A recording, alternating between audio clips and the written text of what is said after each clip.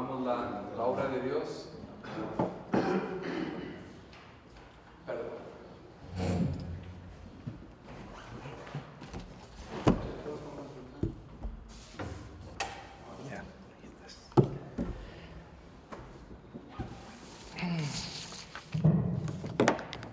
Buenas tardes. Continuamos la obra de Dios. El Padre Alfredo Cuevas nos va a compartir los novísimos, infierno, purgatorio, cielo. Y pues abramos el corazón, nuestra mente, sacerdotes y laicos, porque a Cristo le urge que sus conocimientos corran por toda la tierra.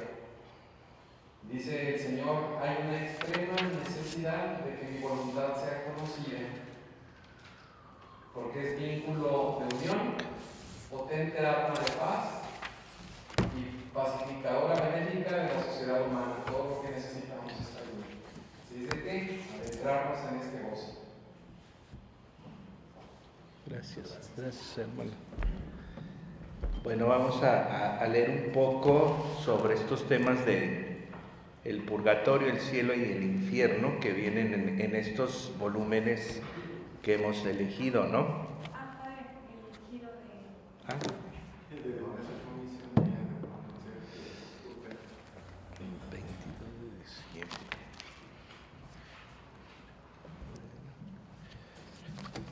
En el nombre del Padre, del Hijo y del Espíritu Santo. Amén. Fundidos en tu voluntad, amadísimo Jesús, revestidos de todos tus actos y obras, fundimos nuestros pensamientos en tus pensamientos, nuestras palabras en tus palabras y nuestros latidos en tus latidos. Queremos tomar la inmensidad de tus obras para ponerlas en movimiento. Giramos al cielo para tomar los actos del Padre en su obra de la creación. Imprimimos nuestro te amo en la luz del sol, nuestro te amo en la inmensidad del cielo azul, en el centellar de las estrellas. Imprimimos amor y adoración. En las ráfagas del viento, nuestras caricias de amor. En el perfume de las flores, nuestro te amo y te bendigo. Te amo en el estruendo de las olas del mar, en los trinos de los pájaros. Te amo, Padre, te bendigo. Te adoro y te glorifico, por mí y por todos mis hermanos. Y en toda la creación imprimimos nuestra súplica de amor. Que venga a nosotros tu reino, que tu voluntad domine y reine. Tomamos tus mismos actos, Jesús, desde tu concepción, tu encarnación, tus lágrimas, tus gemidos, en el vientre materno, y en ellas ponemos nuestro te amo, te bendecimos y te glorificamos. A nombre de todos y de todo, que venga tu reino. En cada acto de tu infancia, adolescencia, juventud, en toda tu vida pública, pasión, muerte, resurrección, te amamos, te bendecimos y te adoramos. Glorificamos a nombre de todos y pedimos tu reino. Que la finalidad de cada llaga, de cada clavo, de cada flagelo, de cada gota de sangre tenga su cumplimiento, que es tu reino en cada corazón. Tomamos las obras del santificador, las recorremos para poner nuestro te amo, y así el Espíritu Santo nos dé su reino de santidad divina y haga desahogo pleno de su amor en cada alma, divinizándola y convirtiéndolas en hostias vivas.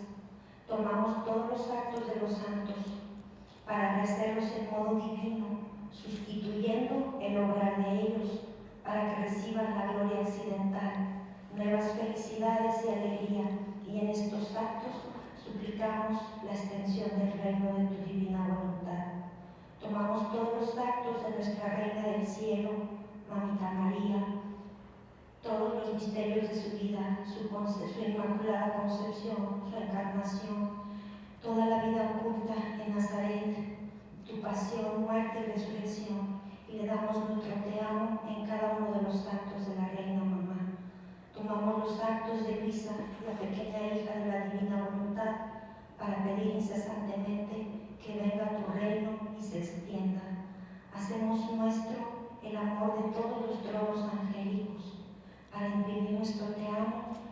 darte gloria divina junto con ellos y suplicar que tu reino se extienda. Giramos al santo purgatorio para imprimir nuestro te amo en los gemidos y delirios de amor de las almas purgantes, y junto con ellas imploramos que venga tu reino, que se extienda. Ahora, tomemos, oh Jesús, los actos de las almas condenadas. Los actos son tuyos, oh Señor, y aunque ellas han decidido irse vacías de tu amor, ahora yo tomo sus actos para repararlos con tu sangre, con tus llagas, con tus espinas, con tus lágrimas y clavos, y darte la correspondencia de amor que ellas no te dieron en cada uno de sus actos aquí en la tierra. Y finalmente, junto con todos, te hacemos nuestra súplica de amor. Que venga tu reino. Fiat, fiat, fiat.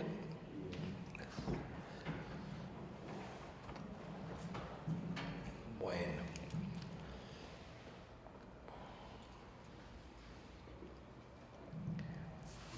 Vamos a entender primero algo que queda muy claro ahí en los escritos de Luisa, para hablar primero del purgatorio. Vacíos que hay de gloria que debe a Dios la creación y modo de llenarlos. Hija mía, alrededor de mi trono hay un vacío, y este vacío se debe llenar con la gloria que me debe la creación. Entonces, quien me ve despreciado por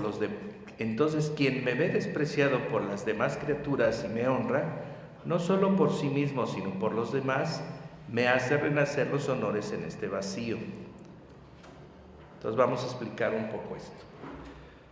Nosotros fuimos creados por Él y por el amor, ¿no? El himno cristológico aquel dice: hemos sido creados por Él, por el amor, y creados inmaculados para darle gloria a Dios. Esa es nuestra finalidad. Desde el acto creador de Dios, el hombre fue creado para su gloria y para una relación de correspondencia de amor. Entonces, que quede bien el principio. Entonces, cuando nosotros no vivimos para gloria de Dios ni correspondemos al amor que Él nos tiene, se crea el vacío. El vacío de gloria y el vacío de amor. Esto es interesantísimo, porque al menos yo en el seminario no me hablaron de este asunto. Y eso que también vemos los nobilísimos y lo que quieran, ¿no? Porque como que no logramos entender cuál es la deuda que tenemos con Dios. La deuda es de amor. El amor no es amado, pero el amor tiene que ser correspondido. Entonces, ¿cuál es la obra de Jesús? No solamente la salvación de las almas, sino darle a Dios Padre la gloria y el amor que no le damos. Por eso hay que reparar, pero claro que la reparación vicaria es de Cristo.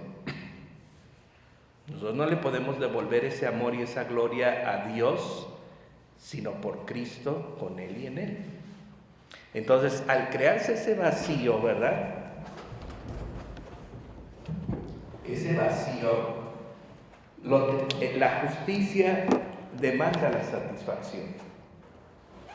Porque ya dijimos que justicia es dar a Dios lo que Él merece. Ese vacío, aunque Cristo lo ha llenado y Él ha reparado, y Él ha puesto el camino para que las almas se unan en fidelidad y correspondencia y puedan dar esa gloria a Dios, ¿verdad? Cuando un alma tiene esta deuda, o sea, muere con las deudas de amor y de gloria, para que no se condene, interviene la misericordia, se salva. Como decimos, pasan de panzazo. No se condenan, pero en justicia tienen que llenar el vacío. Entonces, ¿cuál es la función del purgatorio? Pagar las deudas de amor y llenar el vacío. Que en los actos que en los actos de su vida terrena dejaron. Entonces esto es bien interesante porque uno entiende entonces que el purgatorio no es un castigo, es una reparación.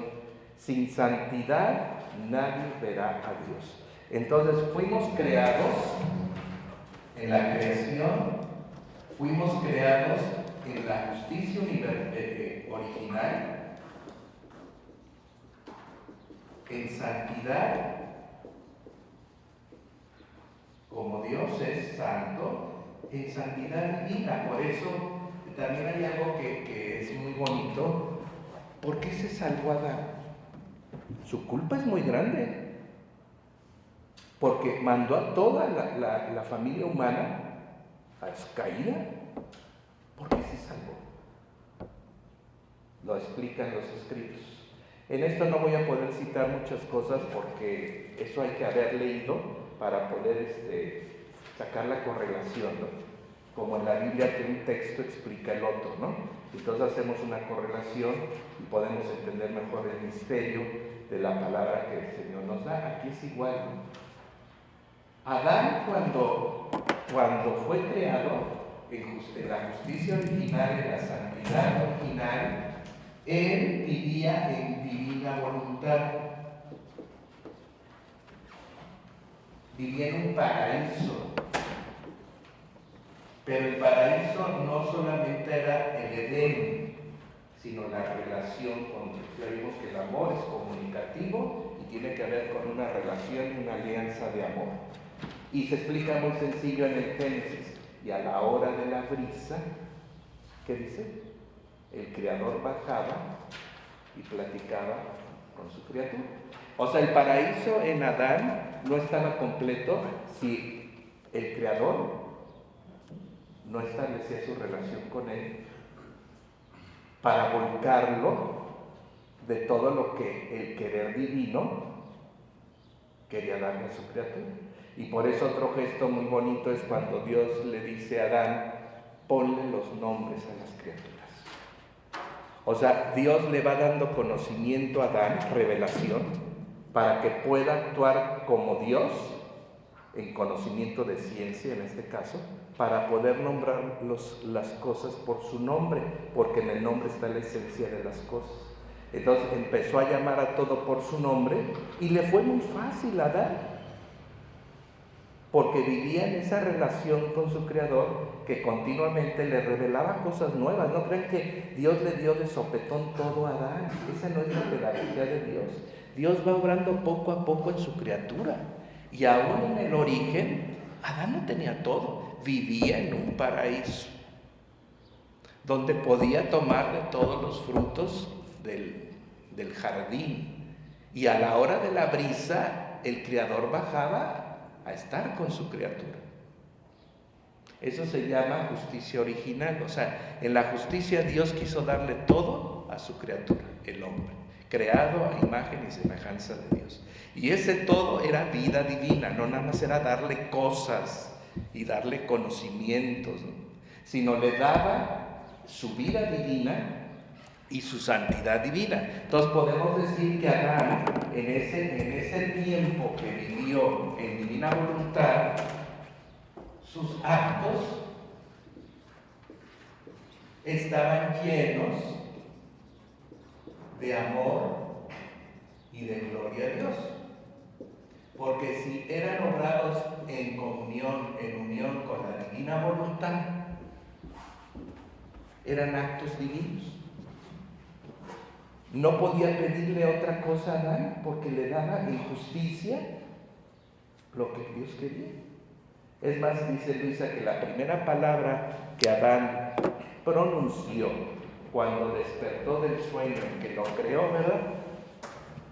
Y insufló su espíritu, el don de su vida divina, dijo, te amo. O sea que el primer acto de Adán es darle a Dios el amor que Dios se merece, el amor que le corresponde. Ahora entonces dice Luisa, ¿cómo es que se salvó? Habiendo una criatura que había hecho actos divinos llenos de amor y de gloria, no podía condenarse. Porque estos actos hablaban de esta criatura en su excelencia, y entonces por honor a mi nombre, dice también el Antiguo Testamento, por honor a mi nombre. O sea, porque sus actos eran divinos, Dios no podía condenarlo, porque era como condenar sus actos en él. ¿Sí comprendemos eso?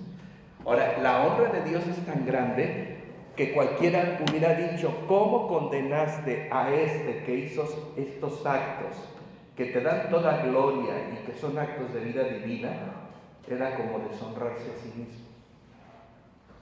Por eso Adán se salvó. Por los actos, por los actos. Claro que lo salvó Jesús, Él es el divino redentor. Pero el mérito de esos actos de vida divina que hizo el Adán, que vivía en santidad con Dios, en esa primera etapa de su vida, Dios obró para que finalmente esa criatura fuera vuelta al puesto, pero ya no en la tierra, porque ese puesto lo va a ocupar otro, sino que pudiera ocupar el puesto que le siguiera dando gloria y el amor que Adán mismo particularmente le debe a su Creador. Entonces esto es interesante entenderlo, porque entonces entendemos que esos vacíos de amor y de gloria deben de llenarse. Ahora, ¿quién los va a llenar? Los llena Dios mismo. En el purgatorio, ¿qué hacen las almas? Lo dijo ahorita el Giro, ¿no? Ponemos nuestro te amo en sus gemidos. O sea que lo que no deseó la criatura, ¿verdad? Aquí vamos a poner lo que no deseó la criatura, que el primer y más importante deseo es de Dios. Estos gemidos de las almas son gemidos. Estos gemidos de las almas es consumirse de deseo. No me deseaste, no quisiste estar conmigo. Por ejemplo, estas faltas de comunión de los fieles, aquí les explicando. No creas que se va a quedar así tu falta de comunión en la Eucaristía. Por ahí hay un dato que también no podemos leer porque son muchos datos de almas del purgatorio que se acercan a Luisa para que las ayude. Y una de esas almas es un alma del purgatorio que se fue al purgatorio por su falta de amor a la Eucaristía, porque son faltas graves, dejan un vacío enorme de amor y de gloria para Dios. Entonces, aquí entender qué es el purgatorio, no estamos en el tema. El purgatorio es llenar los vacíos de amor y de gloria que le debemos a Dios. El Espíritu Santo, Señor y dador de vida, acuérdense que en divina voluntad cada acto es vida. No es como nosotros que nuestros actos pues son actos humanos, sí, obra la voluntad, pero no son actos vida. Es como en la Eucaristía. En la Eucaristía cada hostia está como Jesús completo e íntegro. Y como dice aquella frase del jueves de Corpus, ¿no? Aunque se parte, todo Cristo está en cada parte sin mengua de nada. Y cada quien recibe a Cristo completo. No es que recibas tú una partecita y el otro otra partecita. Este es el sentido de Dios. Dios se da todo íntegro, completo a cada alma. Cada acto en voluntad divina es vida divina para Dios, íntegra. Es todo Dios ahí dando vida y vida divina, ¿verdad? Entonces, sin santidad, dice el profeta, nadie verá a Dios. Entonces, la meta de la visión beatífica, ahora, ver a Dios significa entrar en relación con Él. Es una cuestión acá estática, ¿verdad? De ver a Dios en un éxtasis, ¿verdad? No, el paraíso, hablando del cielo, no solamente es ver a Dios. Por eso el sacramento de nuestra fe, ¿cuál es? La comunión. Este es el sacramento de nuestra fe, decimos. O sea que nuestra fe en el misterio divino está entrar a la relación justa que desde el origen Dios quiso darle al hombre en relación con él. Hablábamos de la alianza de amor, ¿no? Por eso el Apocalipsis habla de la novia engalanada que estará lista, enjollada y vestida de lino preciosa para celebrar ¿qué? Las bodas del Cordero. Entonces un poquito el cielo, ¿verdad? Para poner en contraste esto. El cielo es la restitución de la justicia original. Ya no en un paraíso y en un Edén, porque cielo y tierra pasarán. Mas la palabra de Dios que ha querido esposarse con su iglesia. Oiga, pero ¿para qué se esposa a alguien? Para una relación. Por eso es como la novia. ¿Quiénes son la novia? Pues la que está preparando su relación definitiva con su amado. ¿Qué es el cielo, hermanos? No es un lugar. El cielo es entrar a la consumación, por eso también se llama consumar el matrimonio. ¿Qué pasa cuando un matrimonio no consuma el matrimonio en el tálamo nupcial? No existe, no se ha consumado la relación, fíjense. Entonces podemos decir, puede haber ahí un recurso para deslindarse de la relación. Consumada la relación, decimos, ya hay el sacramento con todas las prerrogativas que esto significa. Por eso nosotros tenemos que vivir en los místicos. Acuérdense que los místicos hablan de los desposorios divinos, el matrimonio espiritual. Esto no es cuestión solamente de místicos, esto está en la justicia original. Dios que creó a su criatura, la creó para el amor, la creó para una relación con Él eterna. Por eso el matrimonio en la iglesia tiene estas condiciones, ¿no? Fidelidad, indisolubilidad, definitivamente una relación no eterna, pero hasta que la muerte los separe, ¿no? O sea, una relación definitivamente, completamente, que nadie puede disolver.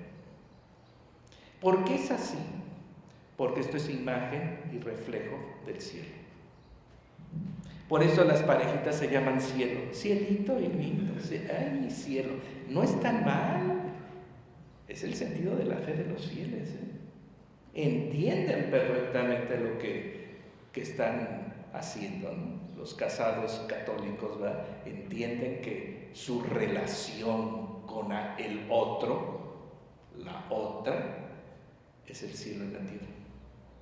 Si hay fidelidad, si hay amor, respeto, si se cumple el puesto al que estamos llamados en una relación, pues está la correspondencia. No es muy difícil de entender, es el cielo.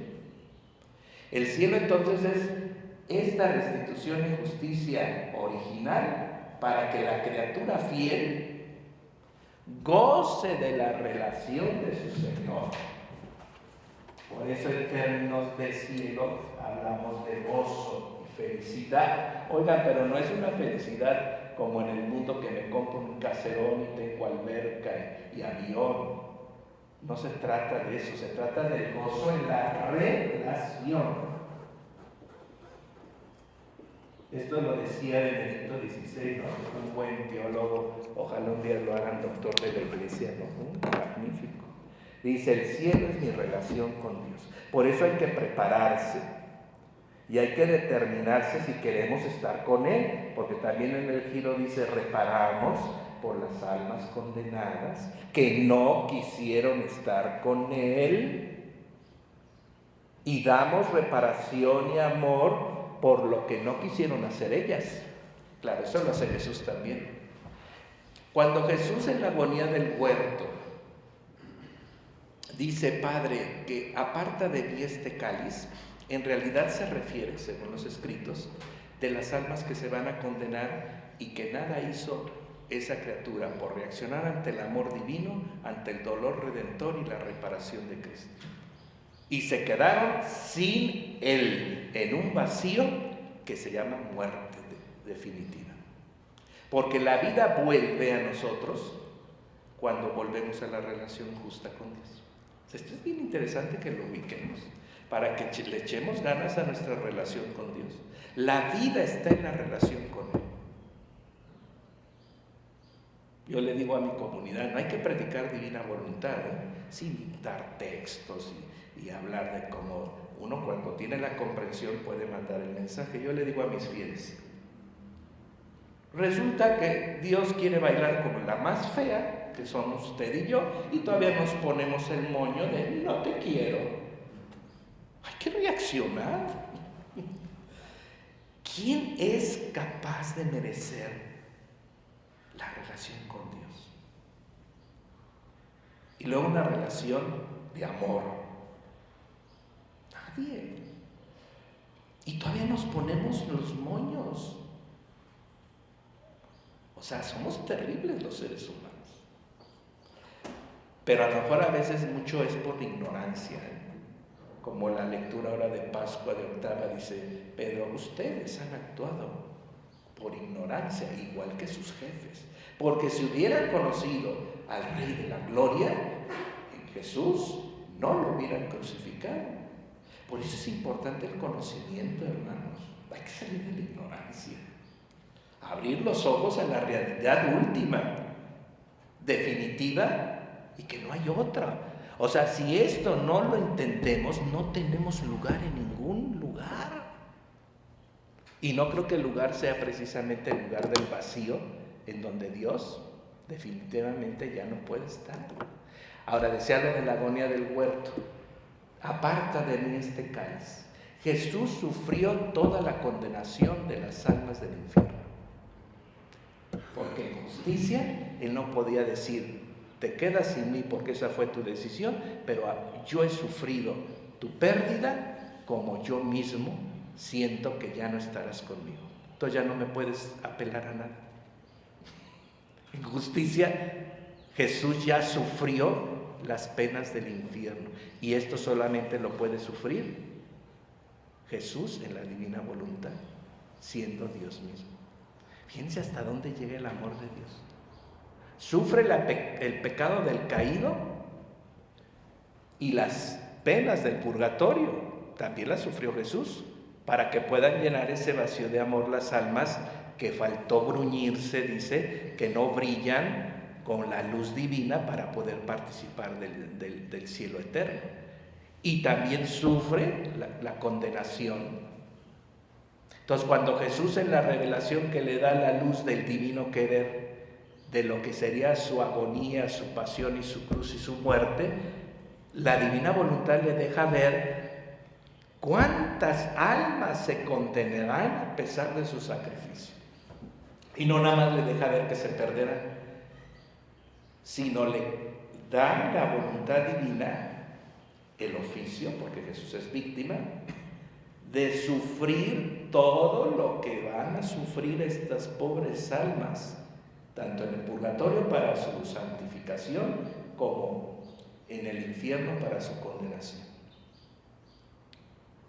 Entonces, ¿qué le podemos decir a Dios? Él está en todo. Sufrió por todos, reparó por todo, devuelve a todos según su condición, ¿verdad? Porque en justicia, hablando del infierno, pues las almas se condenan porque lo merecen. Es injusticia. Ahora, el infierno no es para nosotros, no es para los hijos de Dios. El infierno fue condenación ¿para quiénes? Para los demonios. Porque los demonios, como no cabe el arrepentimiento, porque sus actos son estos, actos en los que como ángel, un ángel cuando decide algo no se echa para atrás. Tiene la determinación porque tiene el conocimiento y tiene el poder de obrar. Y cuando han obrado bajo este error y esta determinación de no querer ver a Dios y no querer estar con Él, ¿qué pasa? Dios respeta la libertad, tanto angélica como humana. Ahora, en todo este sentido hay una prueba.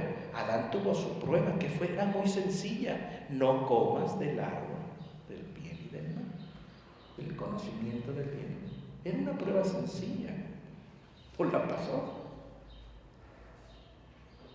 Porque Dios tiene que probar a su criatura, porque le dio el don magnífico de la libertad. Entonces Dios pudo haber creado las cosas de tal manera que estuvieran determinadas y programadas para que respondieran a lo que Él quiere. Pero entonces, ¿dónde está la libertad de elegir? ¿Se dan cuenta? La libertad de elegir es lo que nos hace como Dios.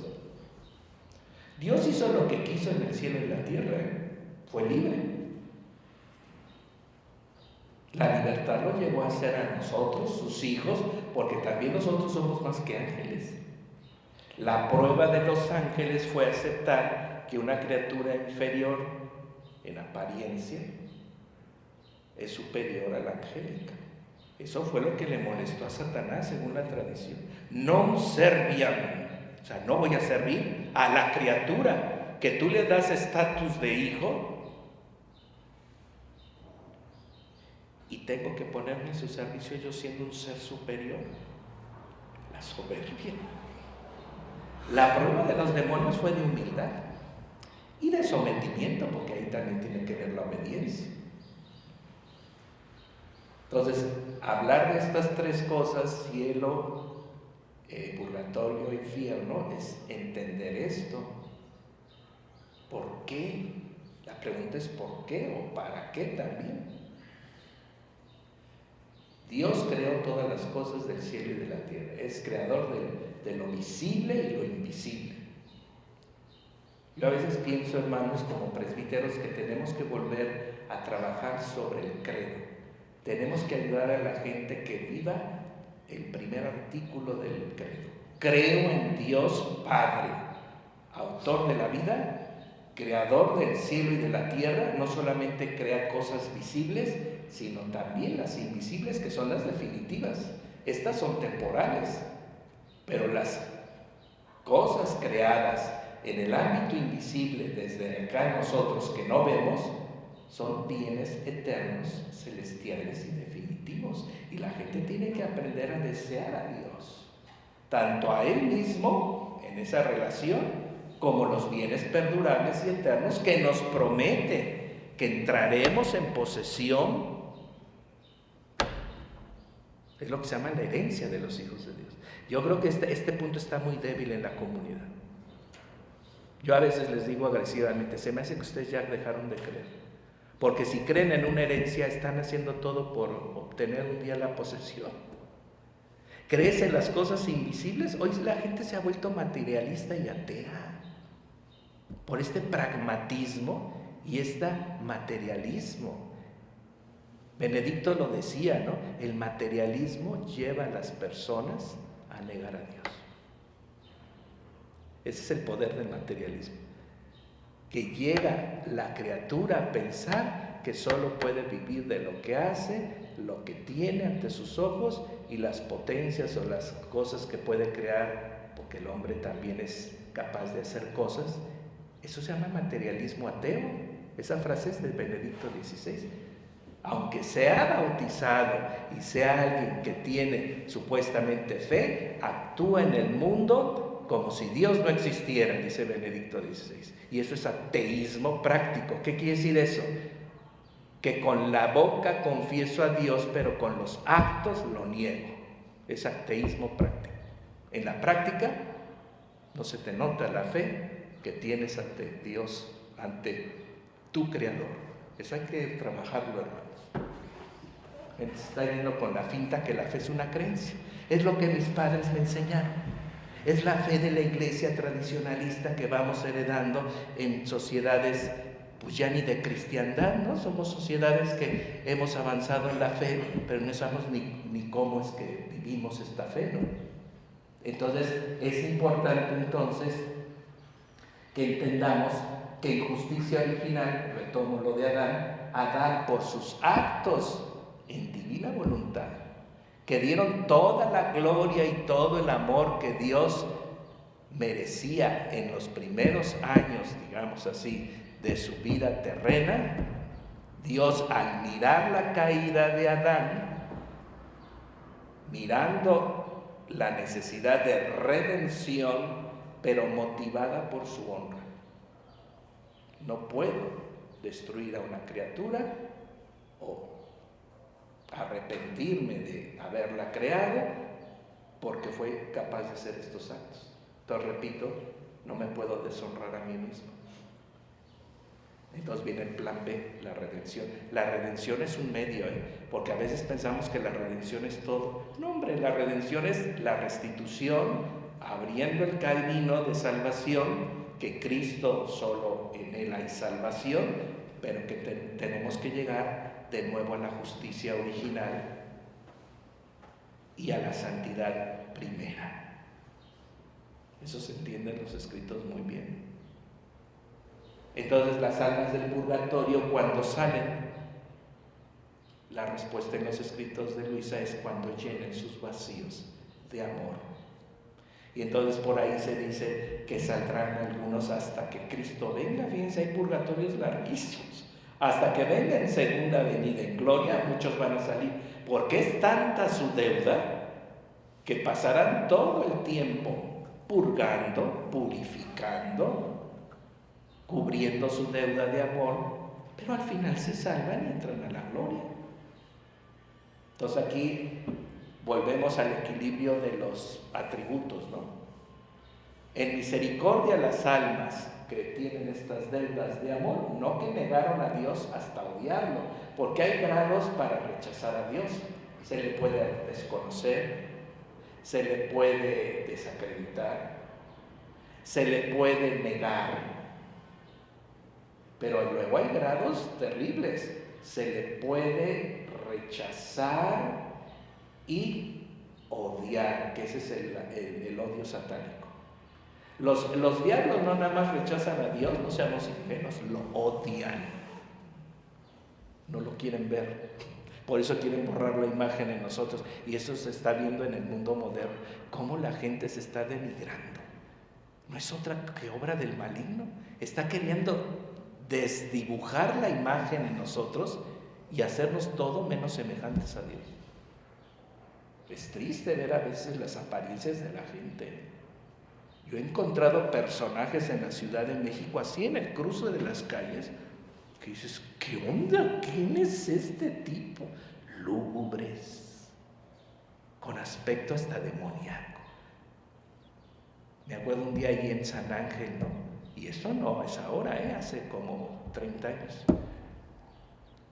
Pasé por el mercado y venía un muchacho con botas negras, vestido todo de negro, con un color papel transparente, una mirada siniestra, una experiencia que yo estaba en el seminario, imagínense. Me le quedé viendo, no le quité la mirada, Así dije, este cuate no es de este mundo. ¿De dónde salió este personaje? O sea, una experiencia que digo, pues este cuate, quién sabe en qué anda metido.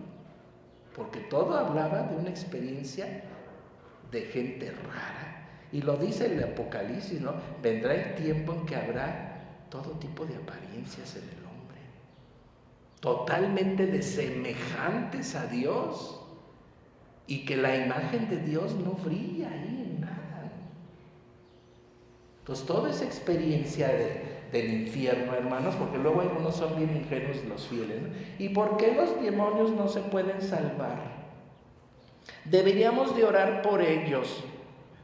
Hay que entender bien la justicia y la misericordia de Dios que se equilibran.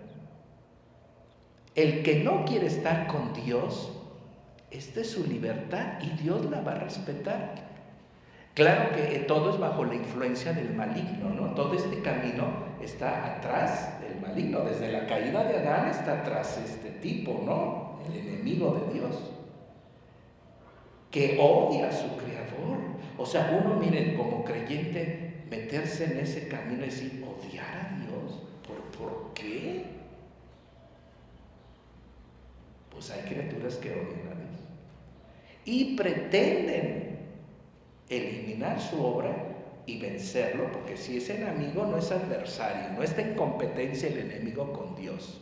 Esos se llaman adversarios. Él es el enemigo, él quiere caerle encima y destruir a su oponente. O sea, nada más metámonos en ese sentir simplemente, ese pensar. Qué terrible, ¿no? Esos son los demonios. Y para ellos es el infierno.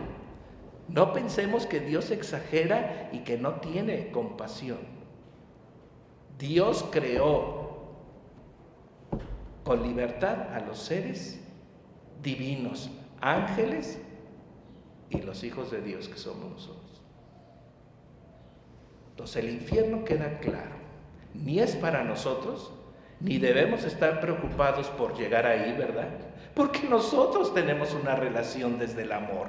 Esto es lo esperanzador y el deseo del cristiano.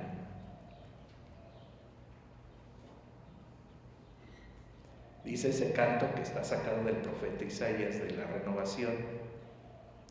Dice, pero yo sé que le veré y con su espíritu me santificaré. Es Isaías, no crean que fue de algún carismático inspirado, es un texto del profeta Isaías.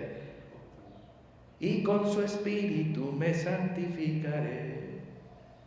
Sin santidad nadie verá al Señor. Sin santidad nadie verá al Señor. Pero yo sé que le veré. Es una convicción y una certeza que tenemos los cristianos. O sea, nosotros estamos en el temor santo de Dios. ¿Cuál es el temor? Que no quiero quedarme sin Él porque me ama tanto. Ni entrar al vacío, que es la segunda muerte definitivamente que habla el Apocalipsis. Porque fíjense bien, dice el Apocalipsis que todos resucitaremos, buenos y malos, creyentes y no creyentes. Todo el mundo va a resucitar. ¿Para qué? Para que se confirme la obra, la palabra y la promesa de Dios. O sea, ahí con eso tenemos para saber dónde vamos a estar. Porque resucitarán todos, pero unos para la vida, para el cielo eterno, el gozo de la relación con Dios, para la santidad divina y para darle a Dios gloria y amor eterno. Y otros, dice el Apocalipsis, que resucitarán para la muerte definitiva. Uy. Es que también en el pueblo de Dios ya no hay temor a Dios. No es miedo al castigo, Ahora, otra forma de entender el infierno es el basurero, en donde se quema lo que no sirve. A ver, nosotros en casa juntamos siempre la basura, se recoge la basura, por eso al final de los tiempos unos serán puestos a la derecha y otros a la izquierda. Dios es un ser doméstico. Lo que no sirve se junta y luego se le pega fuego, porque no hay lugar para ello. O ustedes tienen un closet donde guardan basura. Yo a la sacristana le digo, ¿no? Oye, tenemos un closet para las cosas de uso, de limpieza y de lo que se tiene que hacer en el templo, pero luego yo lo abro y está lleno de basura. Botes de plástico que para que un día mejor se usen para no sé qué. Y recipientes de no sé qué que ya se vaciaron, pero que van a servir para otra cosa. Y luego un montón de cosas que parece nido de ratitas. Le digo, así no es la cosa. La basura se tira y en los tiraderos se le pega fuego. Esa es la actitud de Dios. Separará a unos y a otros y en justicia. Lo que no sirve, hermanos, ¿para qué lo tenemos? El infierno es una lógica divina. Lo que no sirve a la basura y la basura se le pega fuego. Ese es el infierno. Por eso la expresión del demonio, ¿verdad? Cuando ya cae en su actitud rebelde y soberbia, dijo, non serviam, no voy a servir. Este dato lo sacamos de la tradición, pero lo tenemos en el catecismo. O sea, como algo que la Iglesia acepta como una cuestión de revelación, si quieren decirlo también. El diablo era un ángel, servía a Dios. Y cuando se anunció que el Verbo se haría carne, porque Cristo es el centro de la revelación, acuérdense, la divina revelación es Cristo. Por eso dice San Juan de la Cruz, ya no necesitamos más revelación. La revelación es que la palabra ha hablado, se nos ha dado a conocer y no hay nada más que escudriñar. Dios se ha querido dar a conocer en Cristo Jesús. Por eso las revelaciones privadas, volvemos al principio, solamente profundizan y explican mejor el dato revelado. Y revelación que vaya en contra de la revelación pública no es de Dios. Entonces aquí decimos, entonces, el diablo muy astuto no se quiso condenar solo. ¿A cuántos mandó también al mismo camino? Al de los ángeles. Creo que dice ahí más de 1/3, ¿no? O sea, convenció a otros de este mismo camino.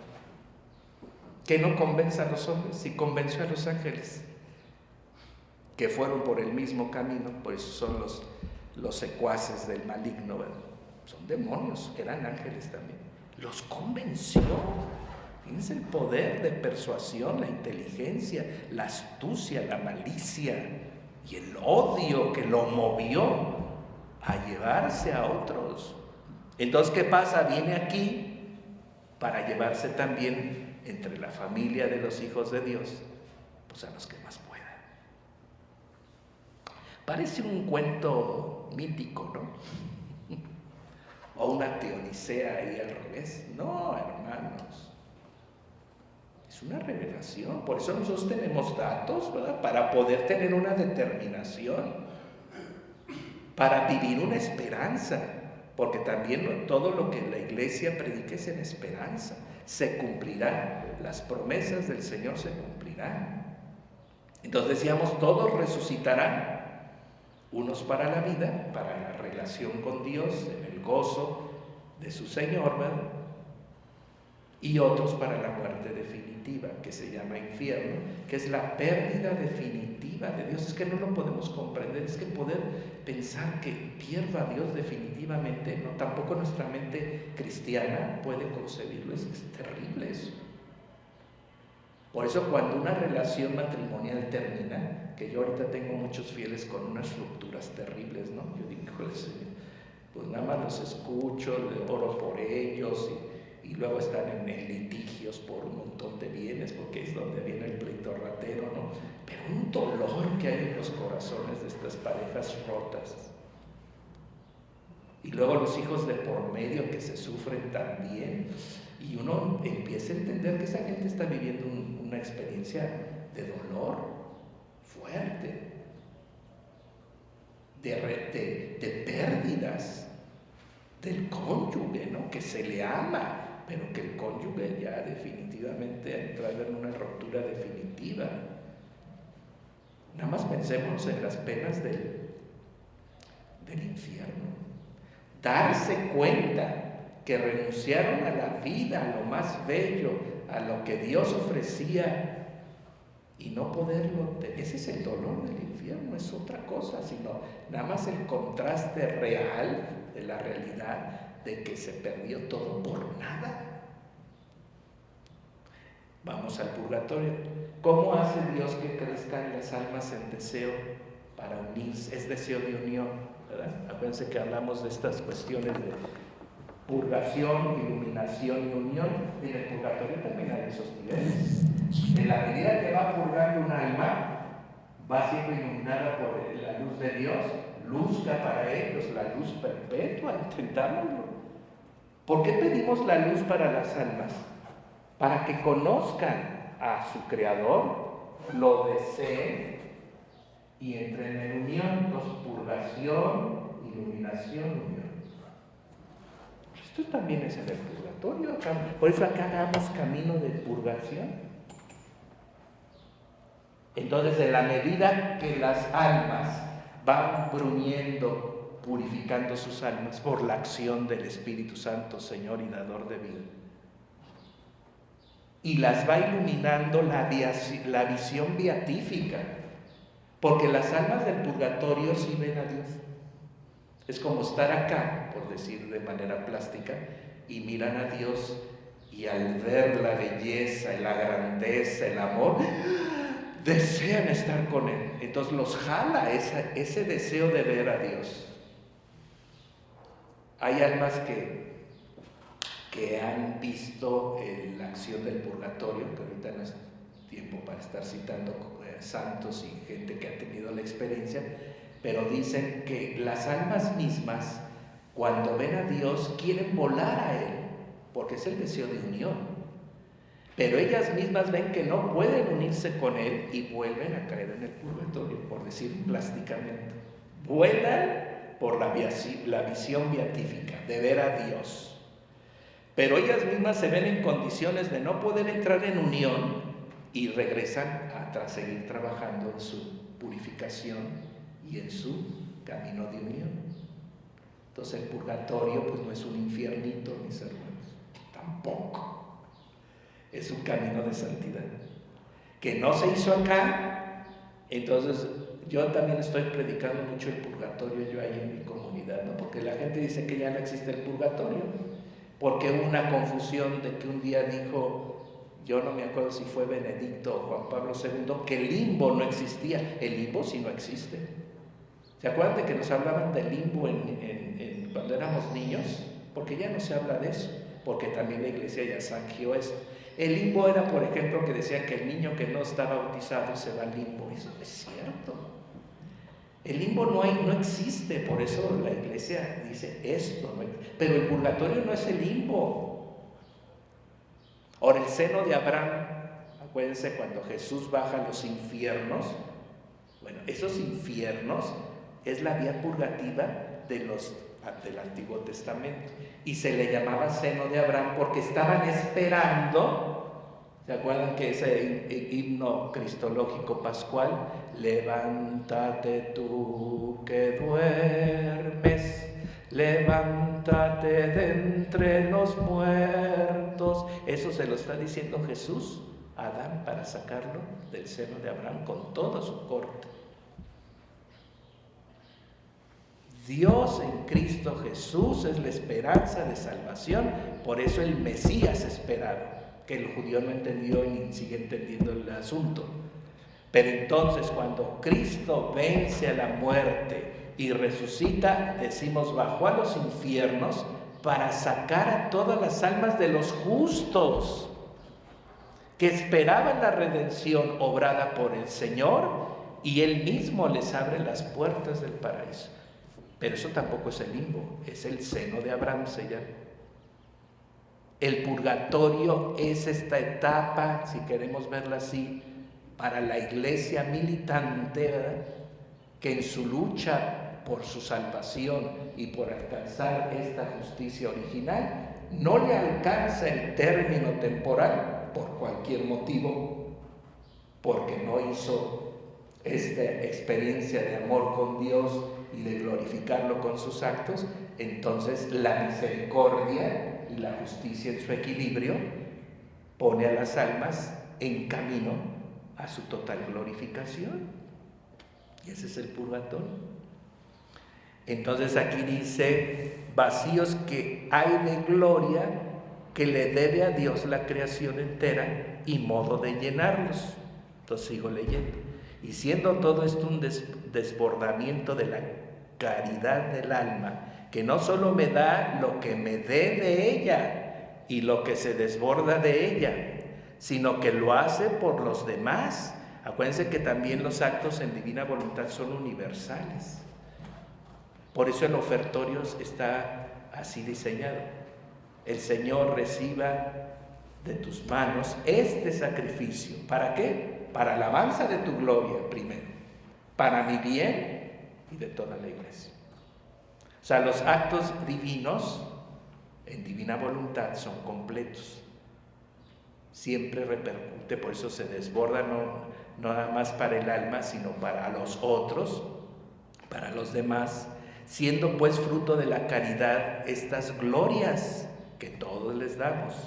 Y todavía aquí lo pone, la gloria que dan las flores, la gloria que dan toda la creación. en su mutismo, porque la creación no tiene la inteligencia ni la conciencia. El sol le da gloria a Dios. Si tuviera conciencia estaría hablándonos de toda la gloria que le da a través de la creación que Él es dentro de este paraíso donde el sol es el astro rey, ¿no? Bueno, pero todo le da gloria a Dios. El hombre le tiene que dar gloria a Dios. A veces digo a la gente, ¿y por qué no alabas más a Dios? ¿Y por qué lo tengo que alabar? Fíjense, sobre todo los jóvenes. ¿Y qué Dios necesita que lo estemos reconociendo y lo estemos alabando? ¿Qué? Así de repente los grupos juveniles que ahora, como el Papa también se abrió un diálogo juvenil con un episodio con Disney, ¿verdad? Con la compañía esta de producciones infantiles. Yo les recomiendo que lo escuchen. ¿Cómo le hablan al Papa? Y el Papa con una serenidad y un aplomo, porque hablan puras barrabasadas, pero el Papa los escucha y les responde. Pero a veces, fíjense, el hombre del siglo XXI no entiende por qué hay que alabar a Dios, porque entiende como que adular es alabar. Yo le explico así a los jóvenes: a ver, si ves una obra de arte, primero preguntas, ¿quién la hizo? Pues que fulano. Uy, pues qué arte tiene, qué capacidad de expresión. Ya lo estás alabando, porque estás reconociendo su obra y las cualidades que tuvo el autor, que pudo plasmarlas, y entonces puedes decir, no, esta persona es una artista. Ahí estás alabando. ¿Por qué Dios no puede ser alabado? No podemos ver la perfección, la belleza, la sabiduría, la grandeza de todo lo que Él... Y entonces al reconocer sus obras lo alabamos. Es que la alabanza es una oración que está perdida en la iglesia. Por eso la renovación carismática ha retomado esto, porque el Espíritu Santo se lo ha dado. Y entonces nos choca que oigamos, bendito seas, y alabado seas, y glorificado seas. Pues es que el Espíritu está reclamando estos vacíos de gloria. Que no se trata de repetir palabras tampoco. Pero fíjense cómo el Espíritu Santo va llamándonos la atención a través de sus carismas y de sus obras en la iglesia, para decirnos, oigan, estamos fallando. Ahora, la alabanza es el culto divino en el cielo. Los ángeles continuamente lo alaban. Yo a veces le digo a la gente, ¿vas a ir al cielo? Y le vas a ir a dar culto a Dios en alabanza y en gloria a su nombre. Qué flojera, ¿no? No, porque hoy la gente tampoco disfruta del culto divino. Yo también eso estoy trabajando en la comunidad. Con costos cantan, con costos responden las oraciones, porque no hay de entrar al gozo del Señor. Porque no creemos en un Dios personal, excelso, sublime. El Papa acaba de decir que un poco esto que les decía de nuestra falta de admiración y de asombro ante el Creador, es esta incapacidad que tenemos de ver a Dios en las cosas. Porque miren, cuando entramos a las ciudades todo es creación del hombre. El pavimento, el concreto, el edificio, el cableado eléctrico. En la Ciudad de México ya hay centros comerciales donde hay techos artificiales en los centros comerciales. No es como la Plaza del Sol, que cae el sol con todos sus rayos, ¿no? No, tienen bóvedas y están pintadas como cielo, muy realista. Y luego tienen también ¿cómo le llaman esos aparatitos que van regulando la luz? Entonces van regulando la luz como si fuera día, tarde y noche. Entonces ya cuando es noche se ve la luz como de luna. Cuando es mediodía, pero es todo artificial, se ve más claridad de mediodía. Y así, entonces tú vas por esos centros comerciales y estás entrando a un mundo artificial. Entonces en la ciudad, la gente de ciudad vive en un mundo material creado por la obra del hombre. Entonces cuando hablamos de crear esta actitud de alabanza, de gratitud y de gloria a Dios, no se entiende. Entonces tenemos que ser más capaces, ¿verdad?, de empezar a entender que en realidad Dios lo que nos está reclamando es en justicia. Le debemos esto.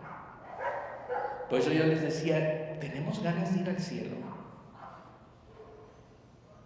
El culto divino no se suspende después de que salgamos de aquí.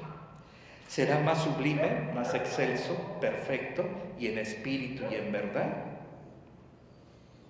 Yo nada más pienso, cuando entremos al cielo y entremos a la corte de los ángeles y de los santos que lo alaban y lo bendicen, eso será para nosotros una oportunidad de saber lo que realmente es el cielo. Es que el cielo, Dios está en el centro. Es el punto de convergencia de todas las almas. Es el punto de referencia de todo, su voluntad divina, y se cumple en todo y en todos y para siempre. Es abrumador pensar en esto, ¿no? Porque la gente moderna hoy piensa que Dios es un invasor. Invades mi vida, respétame. Porque esos son los derechos humanos. Que queremos que se nos respeten todo lo que es derecho personal, mi espacio, mi tiempo, mi condición y mi manera de pensar, porque por eso estas corrientes ideológicas es respétame, yo soy binaria o no binaria, y las babosadas esas que hoy se dicen, ¿no? No me defino ni como hombre ni como mujer. Respétame. Y uno en ese sentido debe respetar, porque esa es la dignidad humana. Que esté equivocado, lo sabemos, pues hay que respetar. Pero tampoco pretendamos, ¿verdad?, que Dios no tiene derechos. En los escritos de Luisa dice, tú serás la defensora de mis derechos. Entonces nosotros tenemos que ser capaces de ir meditando más a fondo, ¿verdad?, sobre estas cosas, las últimas cosas que han de venir, y valorarlas. Porque finalmente, miren, estamos aquí porque queremos ir al cielo. Vamos a ir a misa porque queremos ir al cielo. Vamos a cumplir la voluntad divina en lo que nos toca porque queremos estar en el cielo. Porque la meta de nuestra fe, nos decía el domingo Pedro en su carga, recuerden que la meta de nuestra fe es nuestra salvación. Y su fe, le dice a la comunidad cristiana, acuérdense de esa carta del domingo, su fe es como oro precioso, pero que tiene que ser acrisolado. O sea, normalmente entonces tenemos un camino de purgación, de purificación, en el que podemos entonces entrar un día con la feliz esperanza de la resurrección y poder entrar al gozo del Señor en una relación que Dios ha querido tener con su criatura desde el principio. Y bueno, me faltaba decirles esto del desposorio, no es cuestión simplemente del Apocalipsis o de los místicos. El desposorio, ¿saben cuánto se da? Dicen los escritos, desde el día de la creación individual de cada uno. O sea, Dios celebra un desposorio con cada alma en el acto de su concepción. Digo, para que digamos, no, esa no es espiritualidad para nosotros. Todos estamos llamados a una relación de amor, un desposorio, que ya se celebró y que está en stand-by por el pecado, porque el desposorio no lo puede destruir el pecado. Detiene sus efectos. Nosotros, si no gozamos de una relación feliz con Dios, plena, de amor, es por el pecado, que detiene los efectos del acto creador de Dios en esposorio con sus almas. ¿Por qué? Porque esas almas están llamadas a la unidad. Por eso este llamado, que seamos uno para que el mundo crea. O sea, la unidad, que decimos que es más que la unión, es la consumación de los efectos del desposorio del Dios en la creación de cada uno. Esto lo explica muy bien aquí los escritos, ¿no? Entonces, fíjense bien, tenemos que leer más. Leer más porque uno entonces entiende mejor las cosas y las puede valorar, porque dice Jesús a Luisa, el problema en el hombre es que hay falta de reconocimiento de las cosas, falta de valoración y falta de correspondencia. Es un problema simplemente de ignorancia. Si yo empiezo a reconocer los bienes del Señor, lo que el Señor hace, lo que promete y lo que quiere obrar en nosotros, ya voy de gane, voy reconociendo. Pero ante el reconocimiento, la valoración justa. Y cuando está la valoración justa, me faltó una actitud, es la gratitud. No me merezco esto, Señor. Gracias porque eres bueno.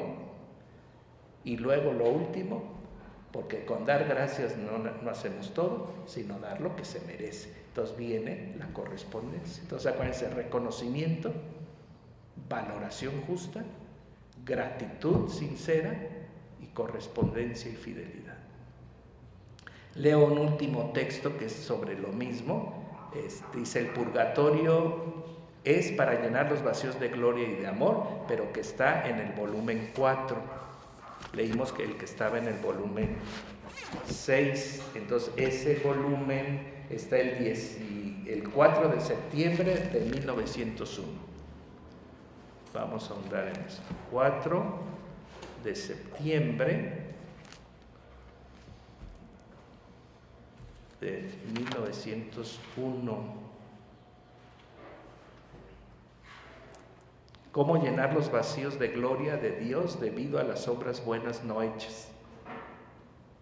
O sea que el vacío no solamente lo deja por estar haciendo otra cosa y luego contrario a Dios, que se llama pecado, sino también por lo que no se hace en el bien que debemos de hacer. Por eso Pablo dice, hagamos todo el bien que podamos y nadie hará el bien que no se le concede. O sea, también en esto tenemos que ser bien serenos. Nadie va a hacer el bien que no le corresponde.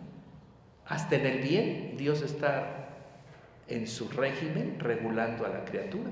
Haremos el bien que Él quiere. Digo, para serenarnos, ¿no? Porque digamos, híjole, pues ¿cómo le hago para hacer todo el bien que pueda? Harás el bien que Dios quiere. Entonces aquí también dejamos esos vacíos cuando no se hacen las buenas obras que Dios quiere. Amada mía, mi corazón arde por el honor de mi gloria, por el bien de las almas, por todo el bien que omiten. Tantos vacíos recibe mi gloria y sus almas, aunque no hagan el mal, no hicieron el bien. Que pueden hacer como estas habitaciones vacías que aunque son bellas, no hay nada para admirar que traiga la mirada. Por lo tanto, ninguna gloria recibe el dueño. Y si hacen un bien y omiten otro, son como aquellas habitaciones todas despojadas en las que apenas algún objeto se divisa sin ningún orden.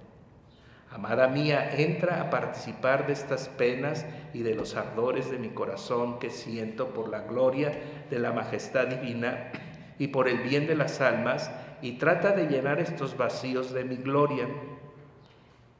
Por eso en Luisa está asociada a la reparación que hace Jesús en este sentido. También es impresionante ver que Dios asocia ya a una criatura para que en nombre de todos y por todo y con la acción de su voluntad divina dé reparación en todo. Esto también para nosotros es demasiado exhaustivo y totalizador. No me cabe en la cabeza. Por eso decía a algunos monjes que les he compartido esto, dice, yo no la entiendo a Luisa. Pues es que es vida divina. Si lo queremos ver desde nuestra condición humana, pues choca. Pero si lo vemos en el ámbito del Dios inmenso, el Dios que actúa en todo, que sus actos, decíamos hace rato en una meditación, los actos de Dios son completos, Dios nunca hace cosas a medias. Entonces podemos entender, y aquí está la realidad de Luisa en esta santidad divina que ella vivió, Dios la asoció. Es también como Conchita, ¿no? Conchita, si la leen bien, Jesús le da el título de madre de los sacerdotes, ¿eh?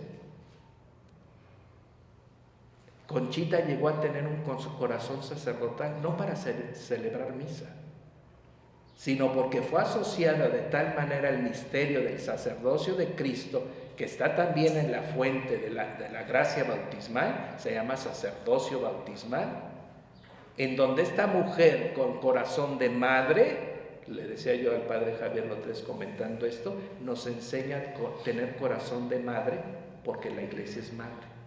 Entonces un sacerdote tiene que ser más maternal. Esto ya lo dijo también Francisco, el poder de la ternura.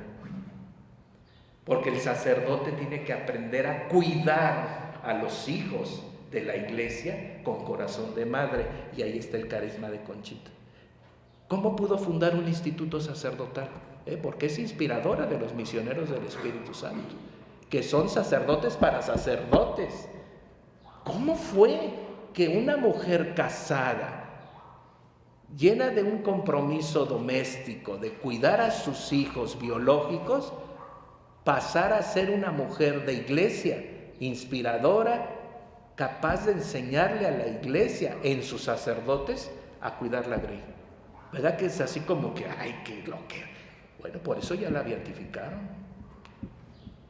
Y pronto la canonizarán.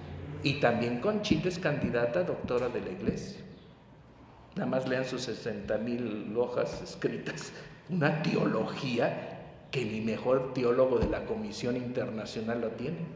Uno dice, ¿cómo es posible? Porque Dios asocia algunas almas para misiones especiales y para la enseñanza de su iglesia, que necesita ahondar en un carisma específico, fundamental. Entonces fíjense bien, Conchita es la madre de los sacerdotes. Yo a veces se lo digo a algunos sacerdotes y me dicen, ay, por favor. Y luego esa señora dice que cuando entró en éxtasis y entró en esa experiencia de encontrarse con Dios, dijo, Jesús, Salvador de los hombres, sálvalos. Y se refiere a los sacerdotes, sálvalos a ellos. Y entonces me dice un vicario por ahí de México, ¿y de qué nos va a salvar? Nada más, espérate tantito, porque somos la parte escogida y a veces la más infiel. Digo, por el grado en que estamos asociados a la obra redentora y al amor que nos tiene, somos a veces estos que estamos dejando vacíos, ¿verdad? Pues Luisa también es asociada a una misión muy grande.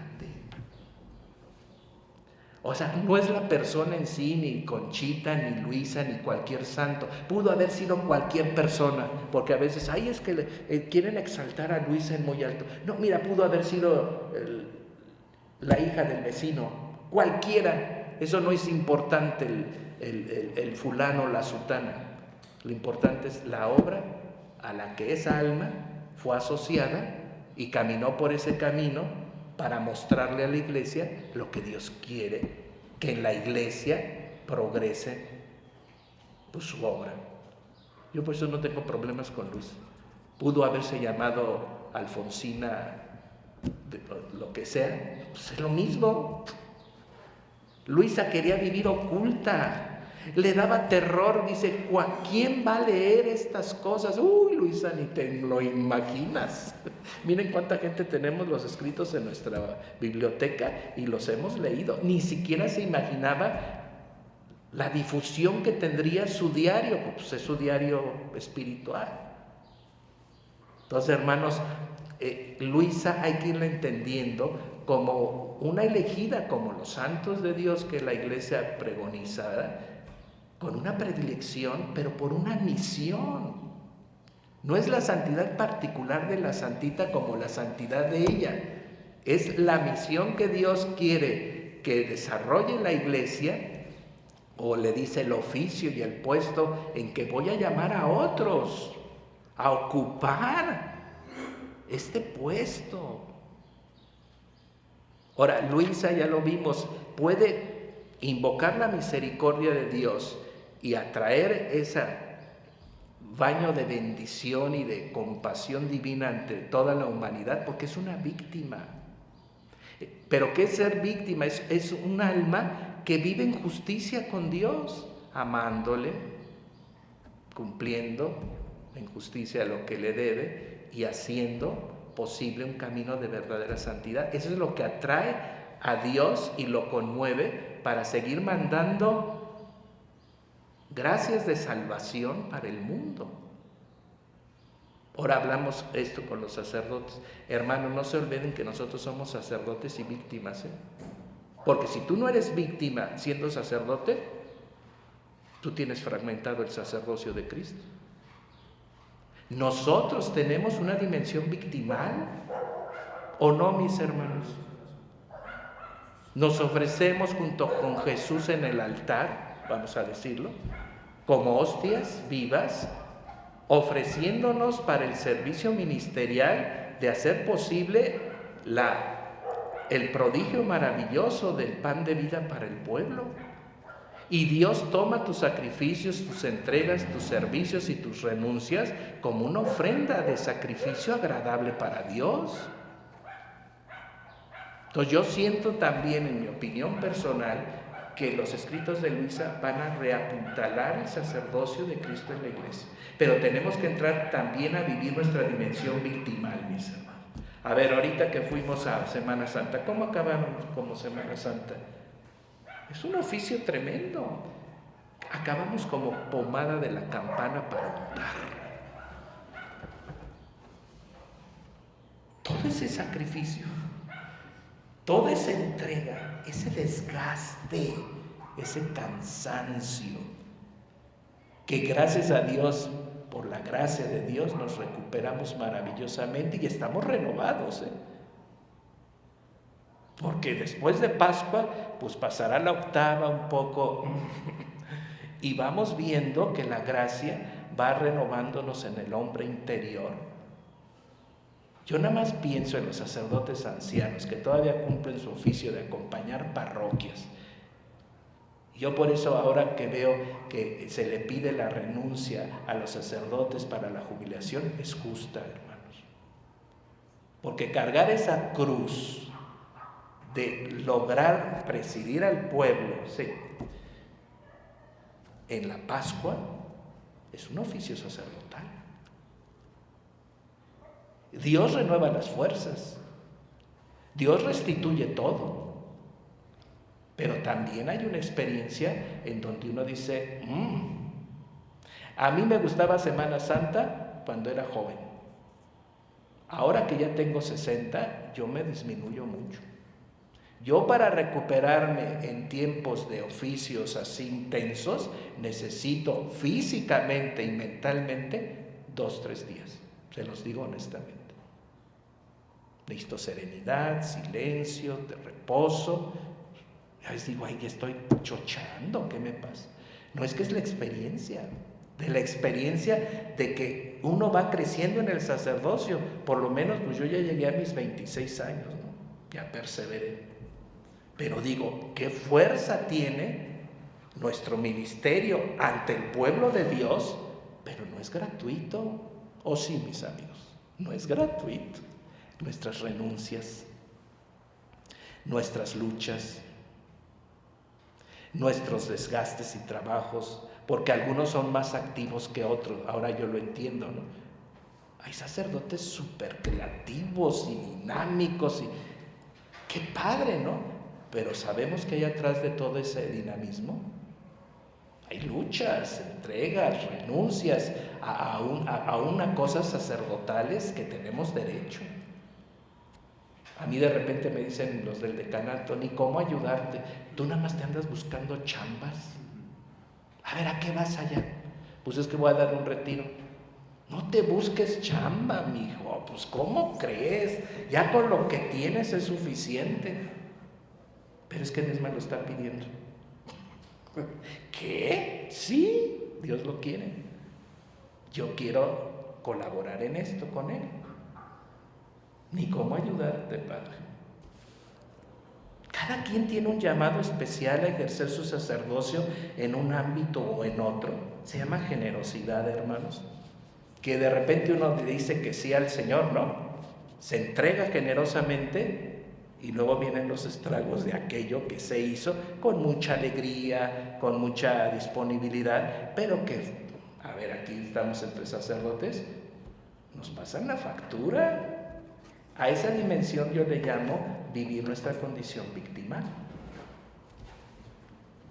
Entonces, Luisa nos enseña a vivir con buena condición. No se trata que Dios nos vaya a meter en una cama y quede yo cuadrapléjico y me ofrezca como Luisa. No se trata de eso.